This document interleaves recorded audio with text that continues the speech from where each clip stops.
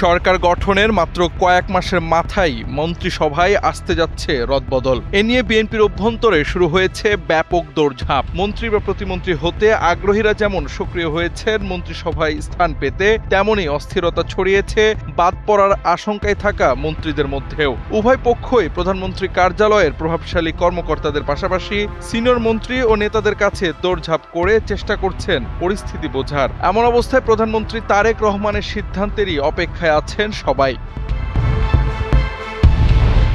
দৈনিক যুগান্তরের এক প্রতিবেদনে উঠে এসেছে, এই রদবদলে যুক্ত হবে বিএনপির মিত্র দলের হেভিওয়েট দু একজন নেতা। এছাড়া আলোচনায় আছেন বঞ্চিত নেতারাও। নির্ভরযোগ্য সূত্রগুলো থেকে জানা গেছে, মন্ত্রী হচ্ছেন বিএনপির মিত্র দলের সংসদ সদস্য বিজেপির চেয়ারম্যান আন্দালিব রহমান পার্থ। এছাড়া টেকনোক্র্যাট কোটায় মন্ত্রী হওয়ার দৌড়ে এগিয়ে রয়েছেন ডক্টর আসাদুজ্জামান রিপন। জীবন অবাক না করলে কে করবে? 28% মিল্ক ফ্যাটের অবাক করার সাথে ফ্রেশ মিল্ক পাউডার। জীবন অবাক করুক প্রতিদিন। সাবেক স্বরাষ্ট্র প্রতিমন্ত্রী লুৎফুজ্জামান বাবর ও সংসদের হুইপদের মধ্যে দু একজনকে মন্ত্রী করা হতে পারে বলেও আলোচনা উঠেছে।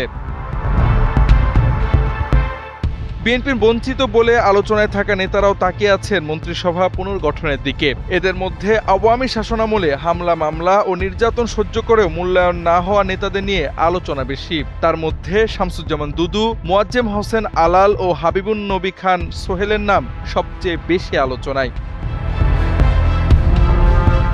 এদিকে গত 6 মাসে বেশ কয়েকজন মন্ত্রীর প্রতিমন্ত্রীর কাজের পারফরম্যান্স সন্তোষজনক নয় বলে গুঞ্জন আছে। এছাড়া বিতর্কিত বক্তব্যের কারণে সরকারের ভাবমূর্তি ক্ষুণ্ণ হয়েছে বলে অভিযোগ উঠেছে কয়েকজনের বিরুদ্ধে। ইতোমধ্যে দু একজনের ব্যক্তিগত কর্মকাণ্ড সামাজিক যোগাযোগ মাধ্যমে ভাইরাল হওয়ায় বিষয়টি এসেছে জোর আলোচনায়। ফলে এসব কারণে সংশ্লিষ্ট মন্ত্রীদের ব্যাপারে প্রধানমন্ত্রী কঠোর সিদ্ধান্ত নিতে পারে বলে মনে করছেন সরকারের ভেতরে বাইরে থাকা অনেকেই। বিশেষত ঢাকার একজন মন্ত্রী ও দেশের উত্তরাঞ্চলের দুইজন প্রতিমন্ত্রীর বিষয়ে সামাজিক যোগাযোগ মাধ্যমে নেতিবাচক আলোচনা ছড়িয়েছে। ফলে মন্ত্রিসভা পুনর্গঠন হলে তাদের অবস্থান কি হবে এ নিয়ে অপেক্ষায় রয়েছেন নেতাকর্মীরা।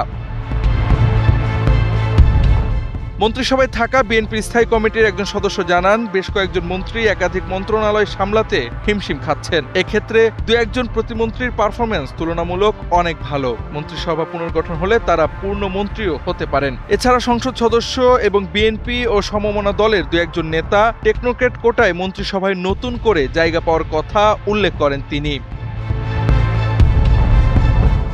জাওয়াদ আহমদ, এনপিবি।